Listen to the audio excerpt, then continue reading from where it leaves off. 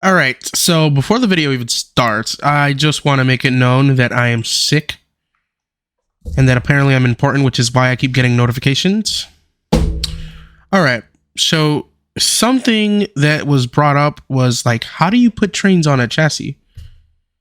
Well, there isn't really many chassis out there available, but the ones that are free are okay, especially if you're trying to do something for New York City Transit. We don't really expect anything really realistic in terms of operation. We just expect a W and S kind of style of things. So that's kind of what I'll be showing you here. First order of business is getting the chassis, which actually, thankfully, Bequito02, or for those who may know him as Transit Man Joe, actually has released a train. Let me see. We'll put the new chassis on this. Or, you know what? No.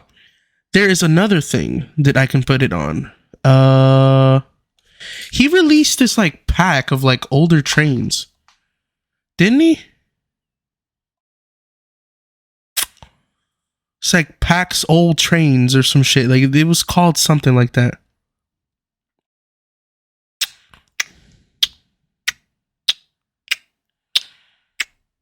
Okay. So what I'm going to do is I'm just going to search for the chassis first, which is this right here, Bequito02's train chassis. This is all we're really going to need for movement. It's a six stud train track or whatever.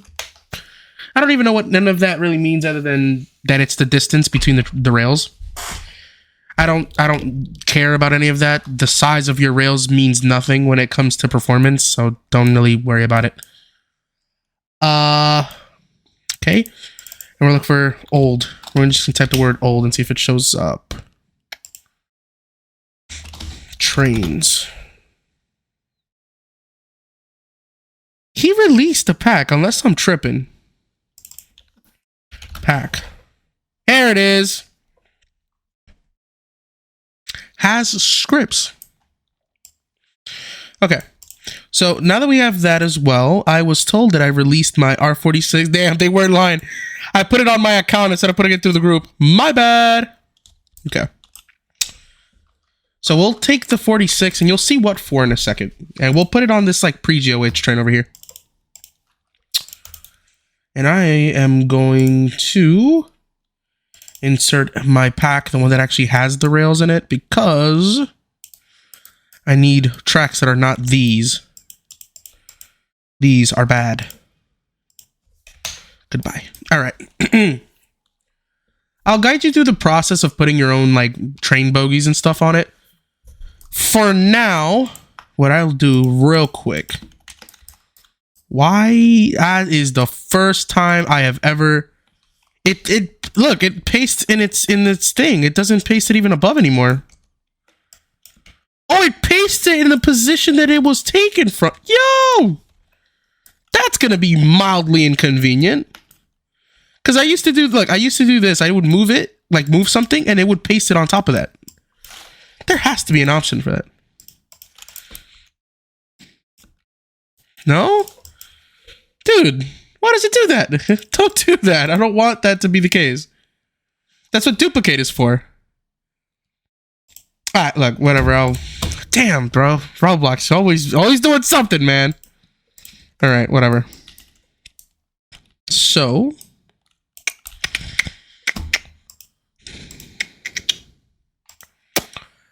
we're just gonna do a straight track here first. Just so that we like have that out of the way. We can take the spawn point out. Don't need that. We have the chassis here, which is great. So the things I'm taking off of this train is simply the bogies, but without any of the stuff on it. So really what I'm just taking is, I'm going to take the wheels and this. Okay. And actually, I'll even leave this train here so we can use it as a reference point. This is our trucks. You have the actual pieces and the physical instances of the wheel. So we'll be assigning this into our R46 here. This R46, it doesn't have a side, or should we do it to this one? Oh, there's a 179 in here. Look at that. Didn't even realize. Wow, he has a lot of trains in here. Holy. Damn, bruh. There's some good stuff. All right. We'll just do it to the 44. Whatever this... I think that's a 44. Hope it's a 44. I assume it's a 44. Okay, we're going to just say it's a 44. Okay, look. If it looks and talks like a duck, it's a duck. All right. First order of business is actually assessing the model before you even get to it. All of these things are eventually going to have a weld script in them. So I'm just going to separate everything from their models by pressing Control U, which just ungroups everything. And now we're just going to name this body, just for now. Next thing that we're going to do is I'm actually going to set this train, like the body of the train, on top of the rails, just to make it easier for us. So I will copy the origin position of this model and paste it in here, and you can see that it automatically just pastes it right in the center. You know, literally in the dead hard center, like it's in the ground type shit. So now we could just move it up ourselves, and we're clearly going to move it up like a lot above of the actual track piece here, and then we'll lower it once we have the wheels on the actual track, right? Same thing here. Paste the position, and we'll actually raise these actually on the track. Now, granted, you don't need a track for this, but I feel that this is the easiest way to kind of teach you. Right there. See, there you go. Now we can position these about there. Of course, when you're building your own trains, it's easier for you to just do it on your own of like where you want to place them. But because I didn't build this, I'm not about to just go and spend like a whole 5 minutes just getting the correct measurements and stuff. So, you know, that's what we're going to do here for now. Now, this is where the chassis setup part comes in. So, you can see that the chassis is made up of one part, which is called the A handle in its chassis. This part rotates, and because this part rotates, all of this down here rotates as well. There's a base part, as you can see, which is under the body here. And yeah, that's basically all there is to it. There's the scripts and then the drive seat. After that, there's literally nothing else. So we will do the same process. We will paste this in its origin position. And this, I'm actually going to move it up a little bit, just so we can like set it on the track correctly. Bring it up. Clearly, these tracks are too small. So maybe I don't use 6 stud. Who knows?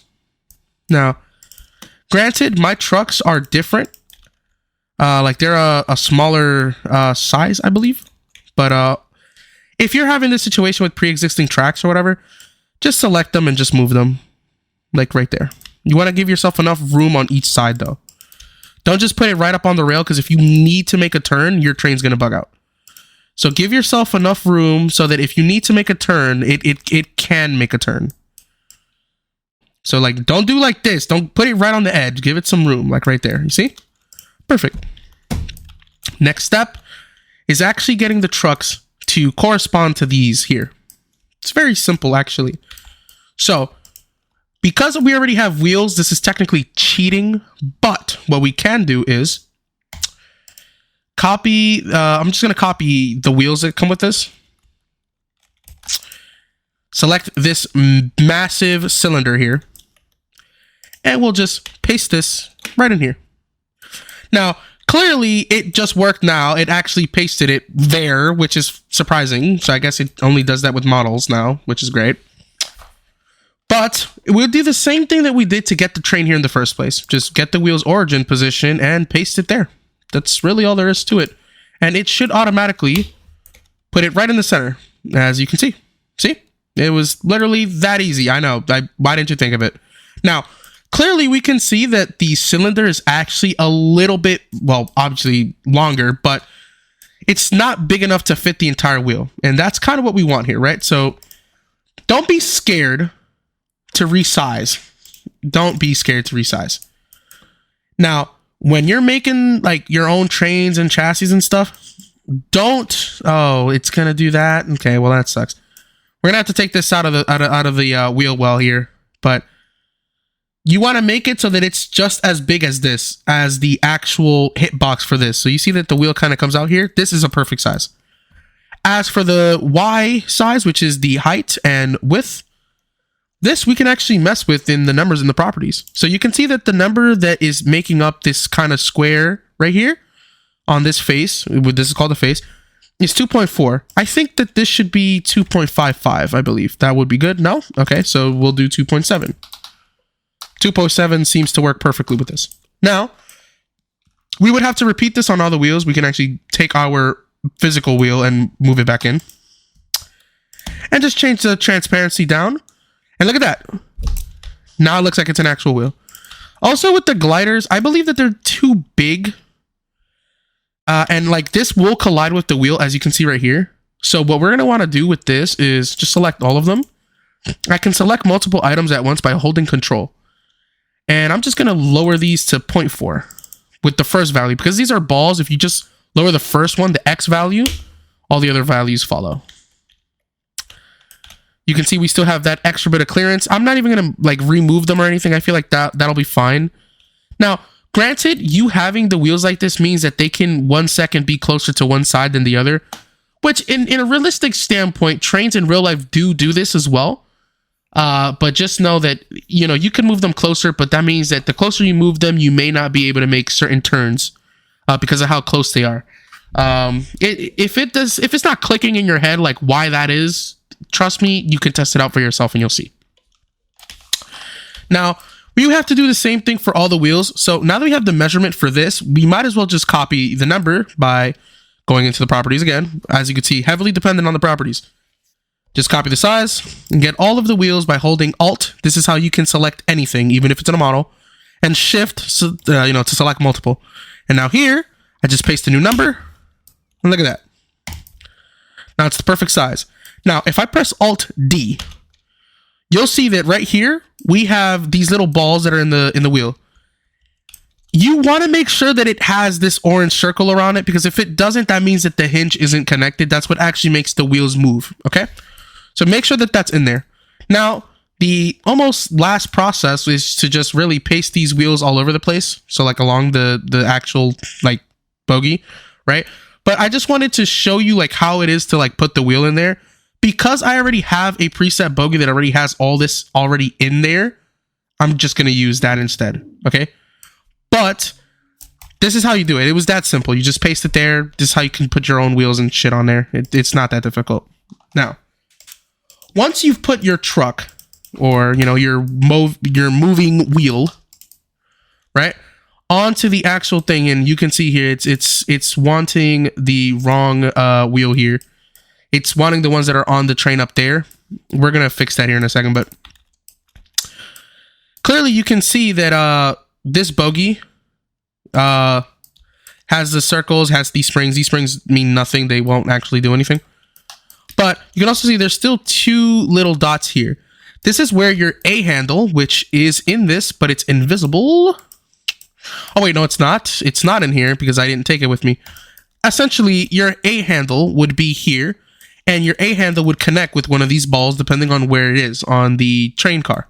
So, if which I'm actually just going to take the whole truck as a whole this time because, you know, all right. All right. This is fine. This is great. All right. Oh, and it actually brought it with the thing. Perfect. Let me get the position for this actually, which is this. Let me delete this first actually. Paste that there. Let me see. Is that looking good? That's a little far above, but nonetheless, there you go. All right. So you can see that there's this like red ball here, not ball, but like this red line that's kind of like wanting to connect all the way over there. Make sure that there's none of these. Again, you open this like view with Alt D. Now, what we want to do is actually, since we've taken off the wheels off of our train already, even if you didn't, this is the part where you're going to want to position this according to your train. Now, this is a 75-foot car train. This is clearly not 75 feet long. So what I'll do is I'll try my best to just position it with this. You don't have to. You could always change the position of the actual attachment. This is what that's called, is a attachment. But as I scale this up, the attachment size will, and like placement will move, as you can see. So like keep that in mind. But you know, all in the name of physics, bro. And move this all the way down the length of the car. You don't have to, but you should, because, you know, makes sense, bro. But yeah, to select the handles or the attachments, they're called, you press this so-called key, Alt, to select it.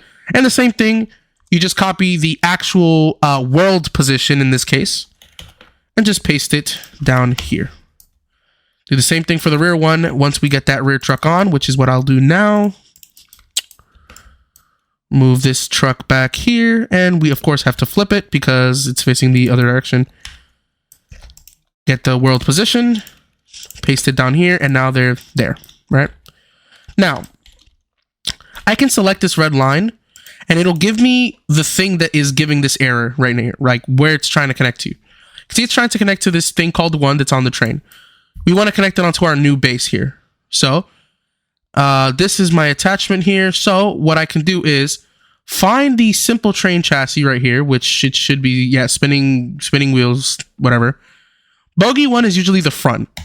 So you can see I no longer have that error here, and now I have this black and white ball. This is simply just telling you that your physics are good. Same thing goes with the back. This time, because this is the rear one, this would be bogey 2. So scroll to bogey 2, and there it is. Now our thing is connected. The wheels on this will work correspondingly to whatever. Now, it is worth noting that there may be times where the chassis in this game or the weight of the train may cause your train to vibrate. It's really simple what you have to do. Just remove all the weight off your train. And if you don't want to do that, and you want to keep some weight on the train, don't put it on the physical pieces of your train, but put it on the base, which is this black piece that we have here. Doing that just ensures that the body velocity, which is in there, that's what actually makes the train move, can actually have decent kind of force to it. Because the train is so heavy on the part that's actually moving, it won't bug out so much. It's just how it works. Even if it does do that, there's another solution. You actually would have to get it off of, I think, my 46. Not sure if it has it, but there's something called a body gyro. Now, body gyros are used mainly to kind of like move things, but you can also use them to stabilize things as well. Think of it kind of like suspension in a way, but instead of it, you know, making you rock back and forth, it just makes sure that everything that happens on the train is kind of dampened and minimized. So if you take a curve, it'll look really smooth depending on the settings that you have on it. But that's just in case. I guarantee you, absolutely guarantee you that as soon as I put this train on, it's going to have a problem like that. So I'm going to remove the collisions, turn off the custom physical properties, and make it massless. This means that the train, the physical train, weighs absolutely nothing. It is basically like if you were trying to carry a piece of paper. Really light. Now, as well, what we can do is take the body of this and just move it into the spinning wheel chassis under the body, not the trucks or any of that, under the body. We also are going to want to move the trucks of this into the actual model where this is in, just like that. So now I can move this entire model as one. What you want. I'll make the base transparent. You don't really need it to be seen, especially if your train already has a floor. So you can just turn that off. And as promised, we can move this down till we get the right positioning for this. And I think that that is too low. Just going to lift it up a little bit, like right there. So clearly, this thing back here is too far back, I believe. So we can just move that up. What we'd have to do is select the truck and also select bogey 2 so that it moves it together. Not selecting it, it will cause you problems. So just bear that in mind. There you go. And now it's on wheels and it's on its chassis, essentially. Now, there's a few numbers you can mess with here. There's acceleration, deceleration, max power, and max speed. If you try pressing W and your train isn't moving, either you did something wrong or the train just does not have enough power to move all the weight that's on the train.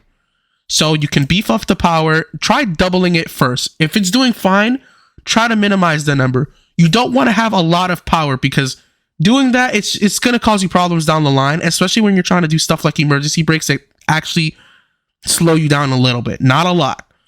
So with that in mind, max speed, I like max speed 90, not 100, because 100 seems too fast. The acceleration, we'll leave these at 10. This is an, it does, the way this works is in seconds. So not 10 seconds, but 1 second divided by 10, which is 0.1 of a second. In which case, this would do 10 speed in 1 second. Does that make sense? So 10 speed every second, which means you'd get to 90 in 9 seconds, essentially. Let's kind of reposition the seat a little bit more to the front so that it doesn't look stupid. Like right here. Yeah, right by the window. That's fine.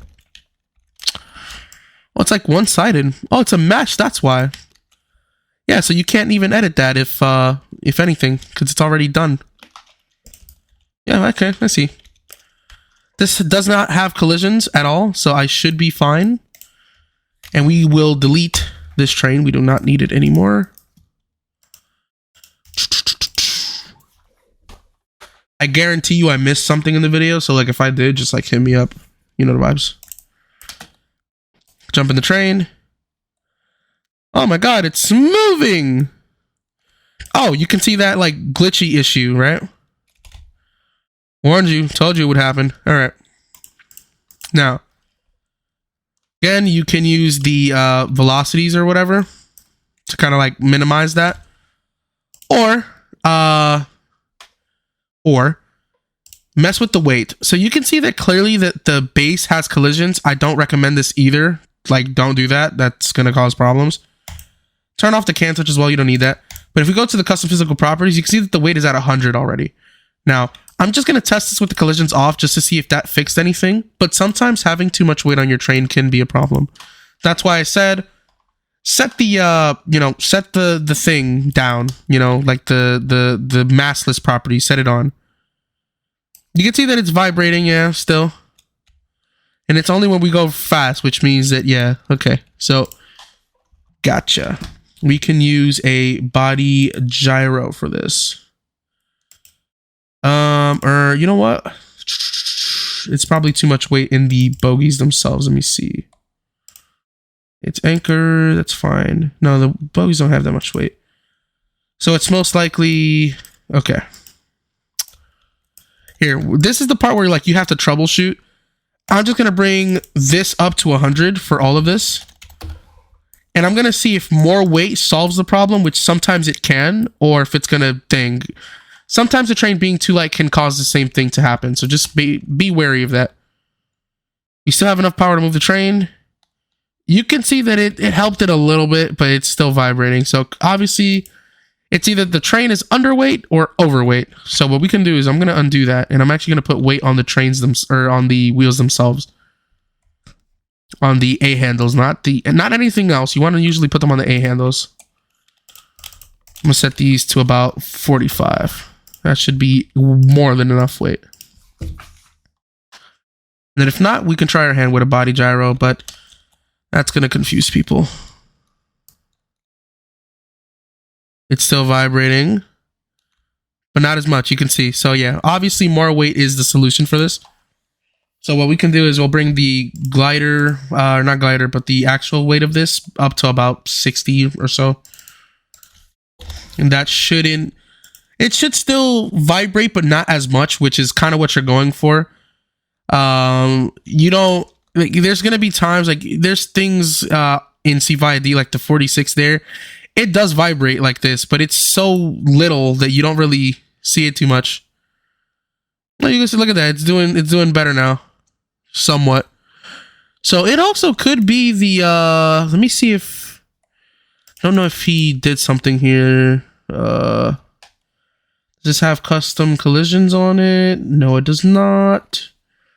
And these don't have collisions on them either. Perfect. Okay. So gliders, we'll take those and just raise the actual thing here. And if not, we could try our hand with a body gyro. Since it's 15 times 4 per bogey. Just keep that in mind. Oh, you can see now it's a little too much weight, but it's doing a little better in terms of handling. So it's just that the train doesn't have enough weight on it. compared to power. Which actually, we can just probably dumb the power down quite a bit since the train is pretty light. See? It's like, it's trial and error with this. That's the thing. That's actually an absurd amount of power. 1 million should be enough, but I guarantee you it won't be. We'll do 50,000. No, 500,000. There's like a particular scale for it. I just don't know what it is.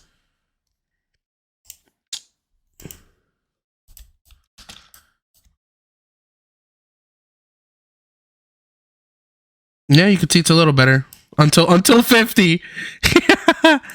And you can see it doesn't have enough power to keep pushing the train past that point. But essentially, you kind of get the point. It's trial and error. You either add more weight, take more weight away. You got to just keep testing it. Now, because I don't want to make this video longer than it needs to be, I will... Hold on. I'll remove the mass list off of everything off the train just to kind of see something real quick.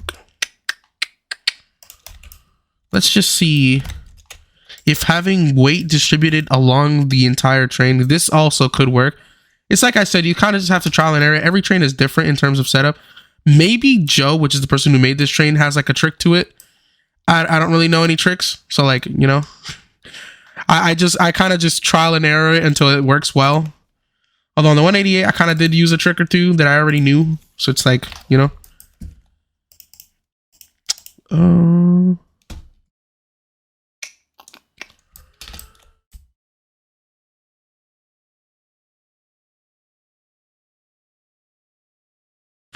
Yeah, a little better. Just a little bit, not too much. The train doesn't have enough power to actually move it too much now, but still. Look, you get the point. And if you still want to try your hand at a body gyro, I don't think you can spawn it in anymore. But like, it's still a feature that Roblox supports. Let me see. Body. Yeah, you can't spawn it in. They don't allow body movers anymore. Gyro. Nope. Show. No, don't do that. So let me see if I can insert one from the toolbox. Body gyro. Okay, here we go. That is an absurd number for that. All right. Dampening, we can keep that there. 10, 5, actually 10, 15. Wow, can't even put numbers down. Great. Let's see if this helps a little bit. And then this video is done. It's crazy because I tried my best to not make the videos long, but they always are long, which is great. You can see it did help a lot, actually. Of course, till 60. Hell yeah, bro. Drifting train sim since when? Hell yeah, dude. This is fire. Anyways, I've taught you. Good day. If you watch this video, just know that you could save 50% or more on car insurance if you switch to Geico. Okay, goodbye.